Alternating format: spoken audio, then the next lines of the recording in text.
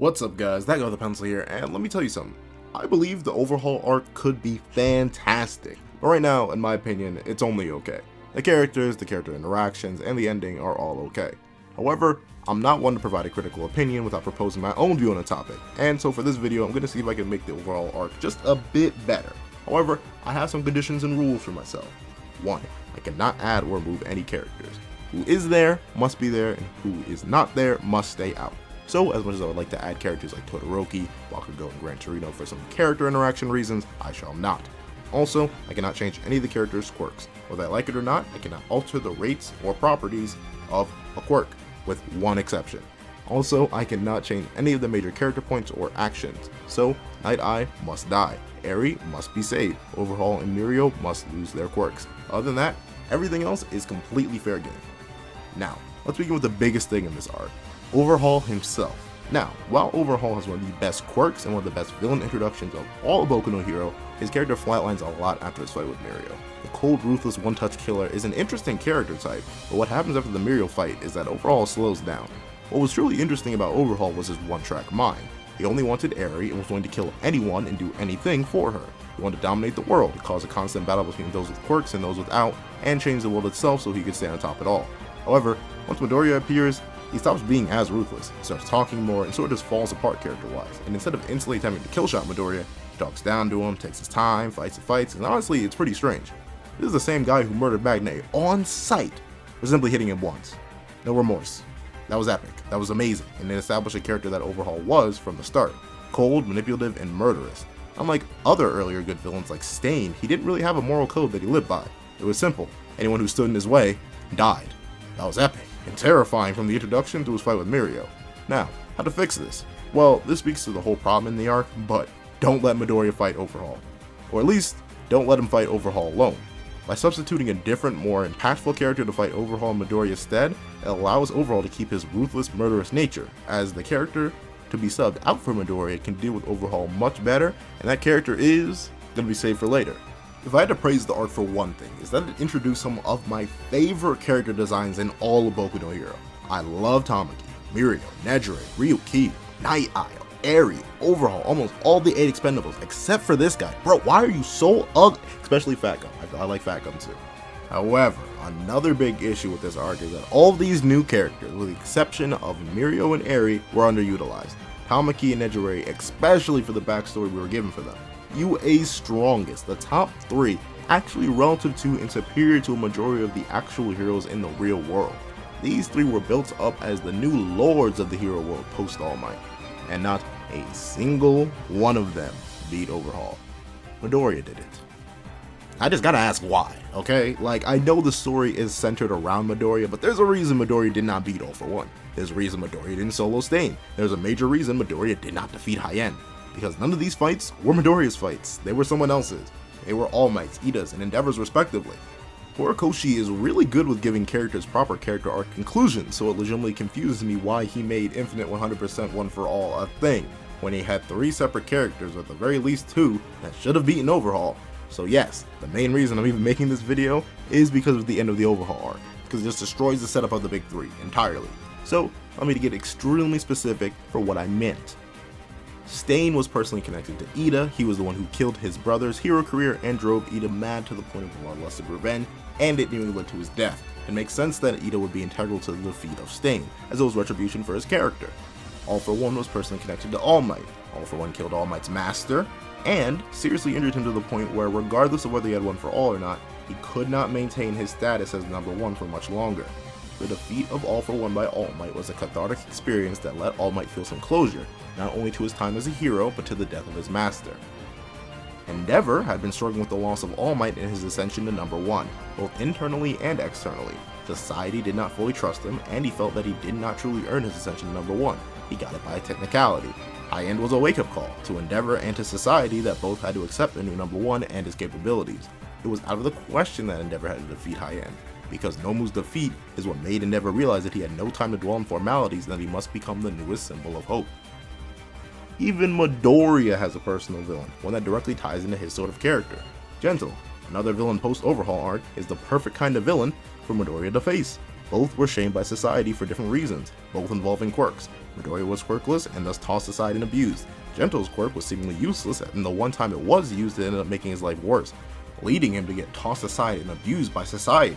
Gento is what Midoriya could have become if he wasn't lucky and remained quirkless. A sad man destroyed by the world around him with no other option than to use it for his own gain. Midoriya had to defeat Gento because he was the only one who could empathize with him. So, please, can somebody tell me what connection, direct or indirect, thematically or otherwise, Midoriya has to Overhaul? Because outside of both of them being connected to Eri, just barely in Midoriya's case, I have nothing to justify the hollow ending of this arc. While it is, in a way, vindictive for Eri, it is not so much for Midoriya. He already has first pivotal save in Koda, and he honestly did not need another. Mirio needed one, Tamaki needed one, Nejire needed one. However, he did not get what they deserved. Midoriya got something he didn't. Now, to stop explaining some problems I have for now and to get to the actual reconstructing of this arc. As for the beginning, keep all of it. Except, let's add something. Let Class 1A fight all of the big three, not just Mirio. What this does is establish all of their high power levels early, not just to the students but also to the audience. It also gives the respective interns, Midoriya, Kirishima, Uraraka, and Asui, all a reason to go work beneath them and with them. While the Midoriya and Mirio relationship is well established in Mirio's curb stomp of 1A, Midoriya being the only one to kind of react to Mirio, the other three 1A members have no real reason to go with their respective interns. Because honestly, they don't have one and they never even develop one. Kirishima only has some respect for Tamaki for his might, and while Nejire does fight with Uraraka and Asui, there never seems to be a mutual respectful, long-lasting relationship with that Mirio and Midoriya have. So, by having the other two big three fight 1A, they can each have their own little moments with each other. For Tamaki and Kirishima, have everyone else get knocked out or knocked down by Tamaki's tentacles, but Kirishima still stands. Maybe an allusion to him training his durability to reach Unbreakable here, but still holding back on the reveal. Tamaki sees this and is impressed, another transformation quirk user that managed to withstand his attack. However, same case as before, let Tamaki still defeat him in the end. It establishes a connection between the two that no one has, just like Mirio and Midoriya have a connection considering Midoriya was the only one to kind of read Togata.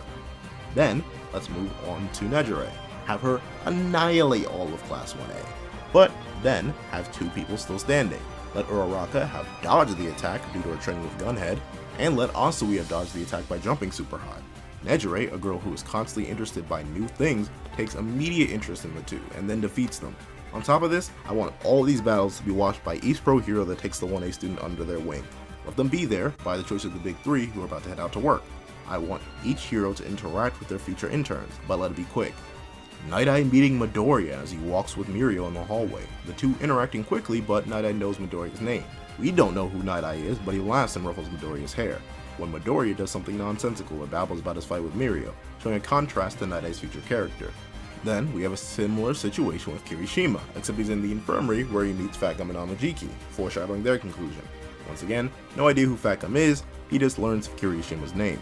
Finally, Nejire, Ryukyu, Uraraka, and Asui. I want these four to meet outside UA, in a field, Ryukyu and Nejire about to fly off to work. However, once again, we have no clue who Ryukyu is, it's just the pro learns Uraraka and Asui's names. Then, to cap off what would most likely be the ending of the chapter, we get a reaction shot of Uraraka and Asui looking up at Ryukyu's dual wing transformation. And this is the one quirk change that I'm allowing myself. I want to make Ryukyu's dragon quirk more functional in a smaller scale area, because it doesn't really make sense that her quirk and Ryukyu herself would be used in an infiltration part of the mission anyway if it's an enclosed space where she can't go full dragon. She can barely go dragon at all. I think that's a big reason why she and the other females were left out, and honestly I don't want that. However, back to the narrative, all we see is a shadow. We don't even see a shadow of her true form yet, and we will not for a long time. For Overhaul's introduction, I want nothing changed. The cold calm manipulated with the murderous dark side in Overhaul is perfect, and his manipulation of Twice and his motivation for wanting to subjugate the League of Villains, and his murder of Magne, and the way he effortlessly controls the situation is all fantastic. And the quick reveal of his crazy side and obsessive hatred of filth is really good. Even Compress's arm launch shows that Overhaul is still rational, and use him as a useful pawn. Shows how methodical Overhaul is, and that is good. Hero internships are dangerous, and we get a lot of the same that the arc originally had up to this point. However, when All Might asks Mirio to introduce Midoriya to Night Eye, Mirio remarks that he already has. Both All Might and Midoriya are confused by this, and Mirio mentions the interaction in the hall, and that Night Eye has already taken an interest in Midoriya since he saw the 1A fight. All Might is pleased by this, and we still get a rundown of All Might's and Night Eye's fractured relationship. However, to make the story more well-rounded, we're going to flash to Kirishima, Uraraka, and Asui all struggling for their internships too, denials from their old ones for whatever reasons, and the other two Big 3 members coming to check on their little interests. Make it quirky though. For Kirishima, have him working out in the gym to vent some frustrations over no internships, only for Tamaki to spar with him reluctantly and to help him out. Tamaki brings up that the hero does want Kirishima. Fatcom is introduced then formally, have Uraraka and Asui discussing their internships in one of their rooms, and let Knock come at their open window. They freak out because they're a story or two up, only to see Nedre, who has overheard their issues while flying by looking for them, and brings up the heroine that they met the other day, Ryukyu, who is interested. The three get their chance. For the Night Eye interview, I want to change a lot, but actually, not really. What I really want to get rid of is the false sense of tension that Horikoshi instills by having Night Eye being unwilling to hire Midoriya at first. It's a break in his businessman-like character, and for Night Eye's character it makes no sense in general, because if he was so worried about the next user One for All, why would he have not decided to instantly pick up the next user to train him to prevent another All Might situation? It honestly just seems like a weird disconnect for Night Eye, especially considering his backstory and character. However, I want Night Eye to be direct, explaining to Midoriya that he is going to hire him, but he wants to see something about the successor of One for All. Then he proposes that they spar. He wants Midoriya to land one hit on him in the span of 5 minutes. One major change here is that Night Eye does not utilize his quirk. The sparring match occurs right outside of the All Might memorabilia office, and Midoriya cannot land a single blow. Then Night Eye brings up something that is integral to Midoriya's new arc in this version of the story. Midoriya cannot fight. Midoriya is not creative. Midoriya steals what he sees without understanding why it's being used in the first place. Night Eye explains that he does see elements of both Bakugo and Gran Torino's fighting styles in Midoriya, but he also points out that Midoriya doesn't understand that these are not just power strategies. They're specific combat styles that Midoriya doesn't understand how to utilize to their fullest. Midoriya tries to argue back, but Night Eye brings up the countless times Midoriya has damaged his body simply to draw out more strength because that's all he knows to be effective. That is what Midoriya should learn from this arc. Power is not everything. Midoriya submits and Night Eye laughs again, ruffling Midoriya's hair once more. He admits that Midoriya has potential, even if he does not understand why Midoriya was not chosen. Now this builds a stronger bond between the two, and making it stronger will make Night Eye's conclusion hurt all the more.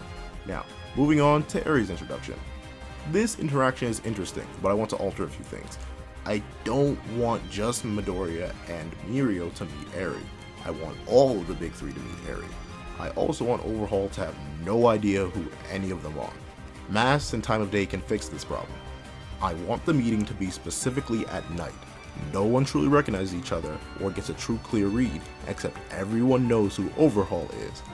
Midoriya and Mirio recognize him instantly because of the case Night Eye had brought up. Their interaction is much of the same, Eri trembling. However, the difference is how the interaction ends. Instead of them following Overhaul, a dangerous member of the 8 Precepts of Death, down a dark alley, Eri runs off. Midoriya, wanting more than anything to ensure Eri's safety at this point, accidentally trips Overhaul in his rush to get Eri as well. Eri wanders off, running for her life. She runs into a floating girl, and Nedre looks to Eri in confusion. Uraraka turns and kneels down too, asking what the frantic girl is all worried about. Asui is the one who notices a man charging through the crowd aggressively and suggests that they make a subtle retreat to evaluate their situation. Nedre grabs and flies off with Eri, while Asui jumps on after her, grabbing Uraraka with her tongue after Uraraka makes herself weightless. This displays the different power sets and types of teamwork that the different intern groups are going to have in a subtle yet obvious way. The trio lands elsewhere, and Eri is frantically clinging to Nedre like a lifeline. Eri is rambling, unable to clearly express her thoughts and reasons for running. Regardless, Asui understands that something is up and tells the nauseous Uraraka to go keep watch, as Asui, the only one with experience with young children due to her siblings, gets Eri to calm down and speak clearly.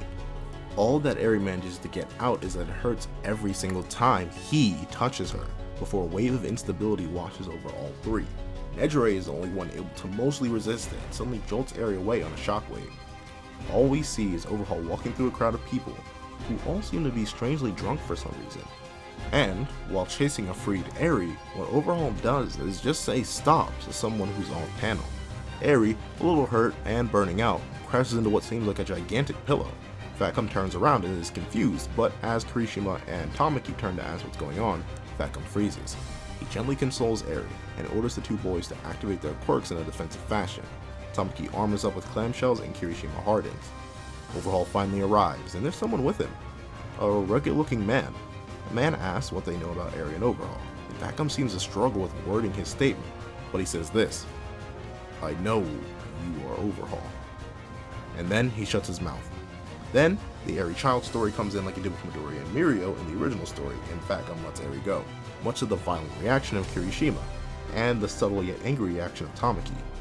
Then, the only pro amongst the three separate groups that met Eri explains that he already did something that shifted the tides. Now, for a bit of justification, why am I making this story the ultimate triangle? Well, I want to do this to establish a bit more of a balanced narrative. The original story already has three teams: Team Night-Eye, Team Facom, and Team Ryukyu. As you know, Team Night-Eye gets a majority of the screen time and sort of downplays the achievements of the other two teams. So, I'm balancing out the narrative so everyone achieves equilibrium. Now, let's move on. Keep Overhaul's reaction to the escape of Eri and keep the explanation of her role in his plans. It's a good reaction, it's good character-wise, and also explains things. However, now I want Midoriya furious. He is tearing into a punching bag, full cowling activated, and Night-Eye walks in. He congratulates Midoriya on being rational, but Midoriya is angry because he couldn't save Eri. Then, Night-Eye goes into detail on Overhaul and explains to Midoriya that if he had rushed in guns blazing against Overhaul, he would have died on the spot. The location was bad, he had few witnesses outside of Mirio, and based on the strange reports about Overhaul and his quirk, Midoriya would have been destroyed by Overhaul with a single touch. He repeats the message: power, both physically and will-wise, is not everything, but he's repeating it indirectly. He picks up the pads as Mirio walks in, and the three begin sparring to help Midoriya release his tension about the situation. More relationship building between the three. We have the whole Midoriya learning about the truth of the original One For All successors, freaking out at All Might. All that is good stuff. Smash cut to a Dragonfoot holding down Nejire, while Asui is being held by the throat and Uraraka is trapped in a dragon wing. Like Midoriya, all three girls, Asui especially, reacted violently to the fact that they lost Eri. Ryukyu, however, was already informed by Facom of the plan, and easily subdues all of them. This is the only quirk change, like I mentioned earlier. Since Ryukyu can summon parts of her dragon form, she's going to use them in training with the other three. The heroine explains to the three what Facom has done, and the fact that they'll be working on the case with Night-Eye. However, they must take their time to get ready for the mission, as it will be extremely dangerous as they are gathering more intel. The girls leave to go train up by taking down villains, which shows off the initial scene of them taking down gigantic villains as a team. However, now Ryukyu is watching over them. She sees someone fire something at a landing Uraraka, and she swoops in and snatches the bullet right out of the air.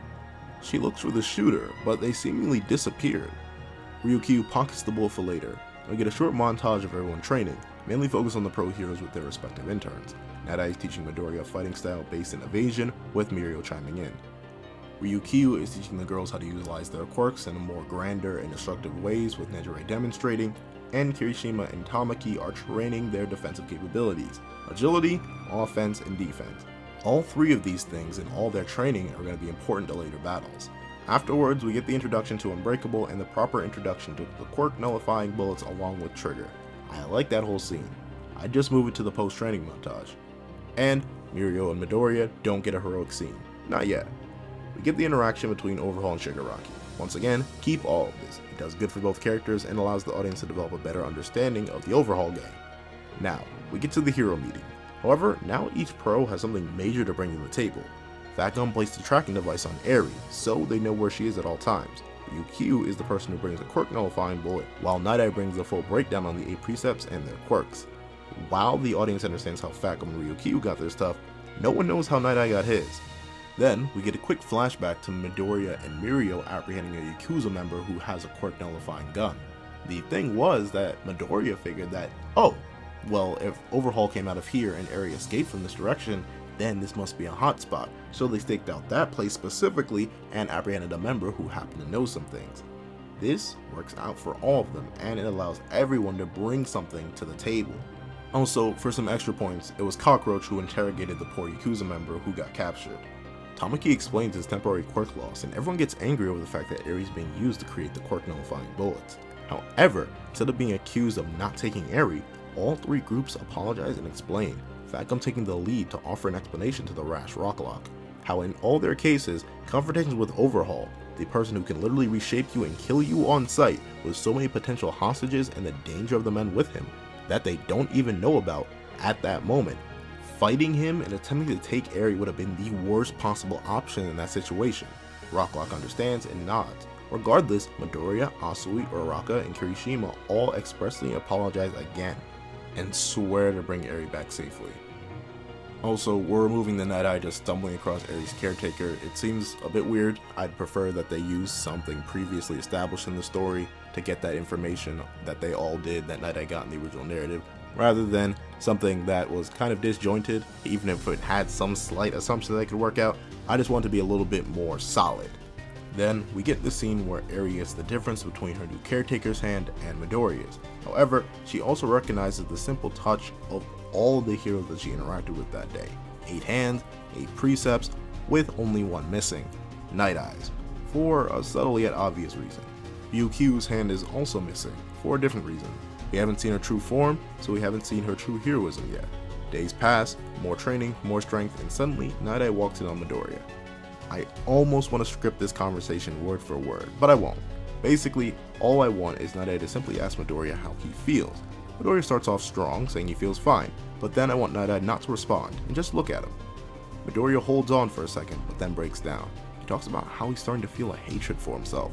Feel like he doesn't deserve one for all. Feels like he failed Eri, feels like he failed everyone, and fears that people he cares about are going to get hurt because of his lack of foresight.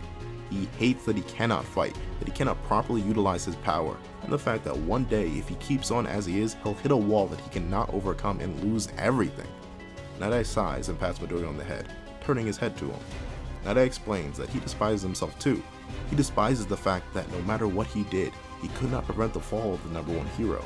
He could not save All Might, despite his literal ability to see and predict the future. He explains that this hate drove him mad, spending countless hours trying to come up with the right excuse, the right argument, the right reason why he didn't just stop him or convince All Might to change or something. But then, one day, after many talks and debates with so many different people, he realized the truth.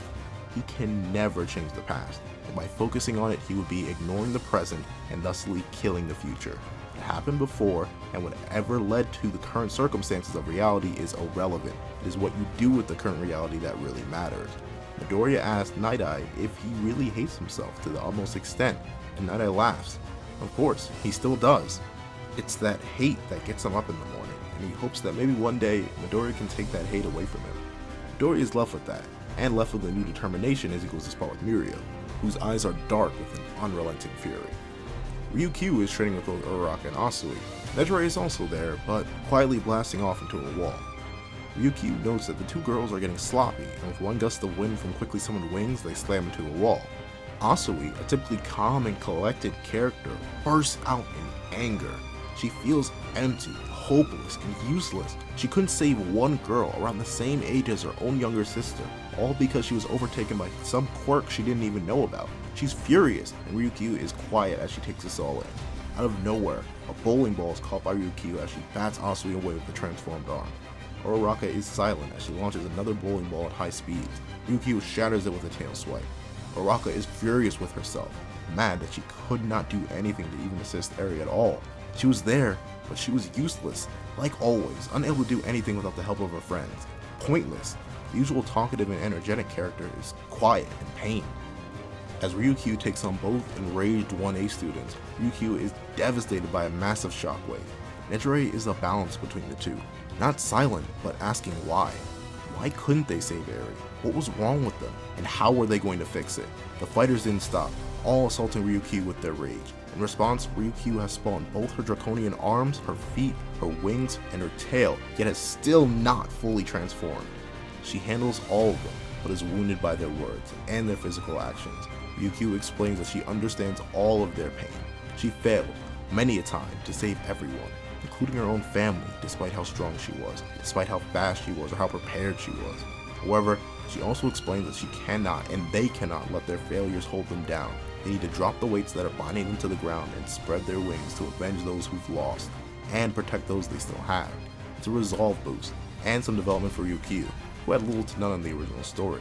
The point here is that she still has not transformed into a full dragon, and that the girls are filled with resolve. Finally, Kamiki and Kirishima are sparring. They are tearing into each other, constantly breaking defenses and evolving. The ground is wet with tears. Both are passionate and driven by this upcoming mission, and they feel that they must do anything to correct their mistake. Fatgum walks right on in the middle of their next clash. They go to stop, but Fatgum waves them both to continue. Both boys hesitate, but suddenly Unbreakable activates and Tamaki's tentacles become armored and they both roar out as they annihilate Fatgum's defenses. Dust everywhere, both boys, tired and broken down physically and mentally, fall to their knees with more tears. Fatgum is glad they got this out and expresses this. He tells them to take hold of this pain, harness it, absorb it all, and prepare to fire back with twice the fury against Overhaul and his people. They must save Eri, defeat Overhaul, and right their wrongs. We do not see Skinny Gum here either, just the eyes and the thick smoke of the aftermath. Now, for more justification. It may seem like I had all three pros relay the exact same message to all three groups, and I did, just in different ways for each group, just to reinforce the important message that this arc was meaning to give, but didn't clearly in its initial run. And that's the end of part 1. I would do this all in one video, but I realize I actually can't. Don't worry, it's only 2 parts, and you're getting the next one next week. Tell me if you like the revisions I made so far, and what else you would change and will change in the future. And tell me what you think would happen in part 2. Thank you guys so much for watching. Please like, share, comment, and subscribe, and I hope you all have a wonderful day. This is That Guy with the Pencil, writing off.